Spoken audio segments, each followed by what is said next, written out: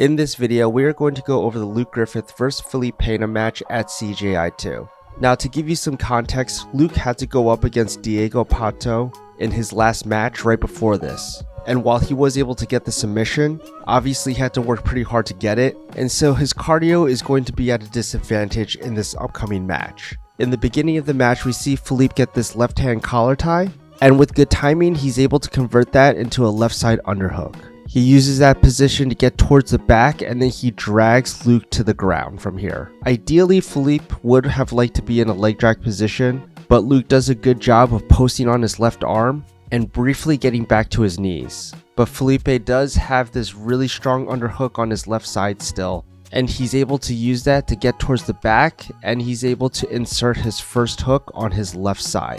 Before Felipe is able to get directly behind Luke, Luke immediately tries to roll his shoulders to the mat to try to defend the back take. You can see that he's posting against Felipe's face to try to create space, but Felipe does a really good job of pushing down Luke's hips so he's able to get that second hook in. He's still not directly behind the back right now, and so Luke is doing everything that he can to try to turn into Felipe, and so Felipe has to abandon the back and goes towards mount instead. Felipe isn't able to get towards Luke's back, and so now he has to transition into the seatbelt grip, and now he's in an arm triangle situation from mount. At this point, Luke knows that he shouldn't turn further into Felipe because now he's going to get stuck in the submission, and so now he's forced to turn away from Felipe to avoid the submission, but now he has to give up his back. We see that Luke is at this kind of 45-degree angle with his body here, and that's because he is trying to avoid fully giving up his back, and he's also trying to avoid that arm triangle as well. And while this isn't a great position to escape from, it's definitely a good position to buy you some time. Because it is a weird angle for the guy on top to keep attacking, Felipe decides to start disrupting Luke's breathing and tries to cover his mouth from here. Notice how as soon as Luke moves his head and gives him an opening, Felipe removes that underhook on his right side and tries to go over the shoulder to start going for a rear naked choke. However, the problem here is that Felipe is still not directly behind Luke at this point. Luke recognizes this and he commits to turning into Felipe at this point. Now, the position isn't completely lost at this point. He still has this grip on Luke's left lat area here, and you can tell with his right hand grip that he is prioritizing making sure that Luke's arm is across his body so he can still have access to the back. But Luke recognizes everything that's going on at this point, so he postures up, he raises his arm to get rid of Felipe's right hand grip, and then he's able to land in top close guard. Initially, Felipe tries to push Luke away, Luke follows him and continues to put pressure. And with this deep underhook on his right side, it looks like Luke was trying to go for some sort of body lock pass, but that also makes him susceptible to the omoplata. So to defend the omoplata, he postures up, and during the scramble, it looks like Felipe tries to go for a K-guard variation, but notice how with this K-guard entry, that he has his arm above Luke's leg from here. Normally in a K-guard, you want to be able to scoop from below, and in a second, you're going to be able to see the reason why. So as he loops his right leg over to enter into that K-guard, Luke does realize that he doesn't have the underhand scoop that he needs to keep that position, and so he is able to switch his hips to get to the side, and now he's almost in side control from here. Instead of fighting from the guard position, Felipe decides to go into turtle position, and Luke is able to follow, and he's able to grab his seatbelt grip from here. So while Luke does have upper body control in this position, Felipe knows that he's going to be able to get out as long as he's able to avoid lower body control as well. So Felipe initially has his right arm posted on Luke's left leg. And as they continue the turn, notice how Felipe switches that right hand post to his left hand, and that detail avoids the initial hook that Luke needs to start getting towards back control. So while no hooks are in right now, Felipe uses that chance to scoot his hips to his right hand side, and then he uses a combination of his right hand that's defending the choke and also scooting his body down to be able to get out of the seatbelt grip, and now they both turn into each other to try to maintain top position. Now the reason that Felipe was able to win that exchange was because they were both in a mirrored position from each other, and Felipe was the one that was able to turn his hips faster, so they're pointing towards the mat, and that allows him to keep and win top position from here. So Felipe decides to transition into side control from north-south, and notice how one of his main priorities is getting that crossface on Luke. Now Luke does do a good job of getting his left hand inserted in between them, so he's able to deny the crossface from here. Now from here, Felipe tries to bring his arm back and get that underhook on his right hand side, but Luke does a good job of getting rid of space by closing his elbow area, and now Felipe has to readjust. So while he goes for that crossface again, Luke is defending with his left arm, but what Felipe actually wants to do is bring his hips higher up. You can see that now that they're higher up again, he does the same thing and tries to go for that underhook on his right side, but he isn't able to get it again. So again, he goes back for the crossface, and while Luke is defending, he brings his hips higher again. And after a few adjustments, he's able to bring his arm back again. And now he's in the right position to be able to slide his hips back, and he's able to replace that with his right arm, which fits right into the underhook. Now that he has double underhooks, he's able to bring his weight fully forward. That forces Luke's arms to stay up.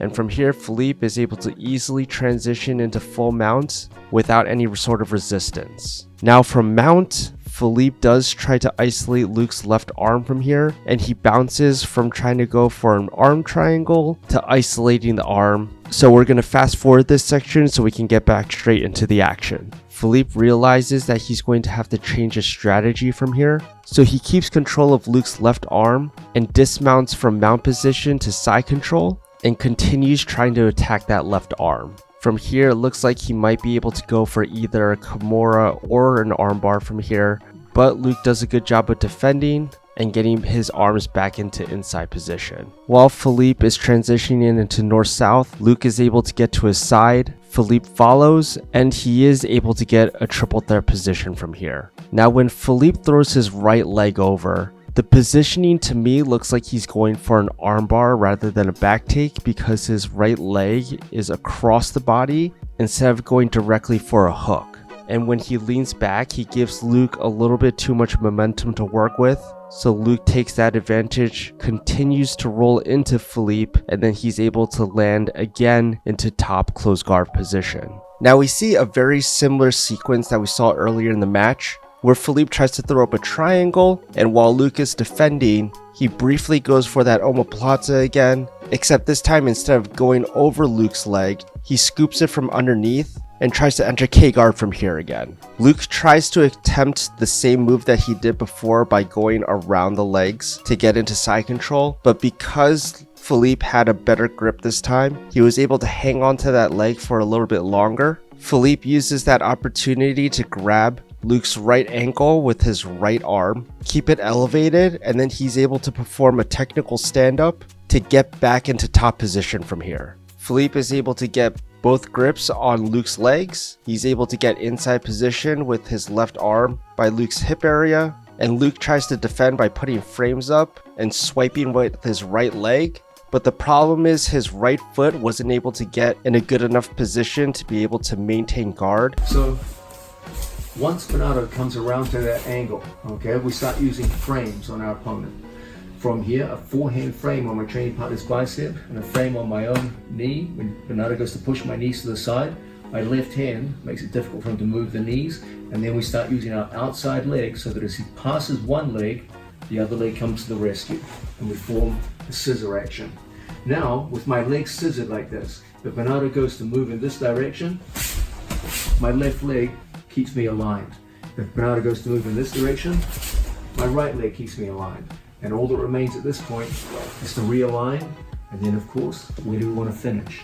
And so Felipe is able to easily pass the guard from here and briefly ends up in side control. He sees an opportunity to start going for a north-south choke, but Luke is doing a good job of defending by turning into the choke, and he's also using his right arm frame to press against Felipe so he isn't able to sink down to finish the choke. Felipe does a beautiful job being able to transition from this position to keeping his right arm underneath Luke's right armpit, and he's going to use that to start going for the seatbelt grip again. This time around, instead of throwing his right leg over Luke's midsection. He throws it up higher this time, and initially it looked like he was trying to go for a mounted triangle setup from here. But Luke still has inside position with his left arm frame, and that is stopping Felipe from being able to finish from this position. And from here he's able to push Felipe's legs down, so there's no longer a triangle threat. But now that also gives Felipe an opening to start going for the armbar by throwing his left leg over Luke's head. Initially, Luke does a good job of stopping the armbar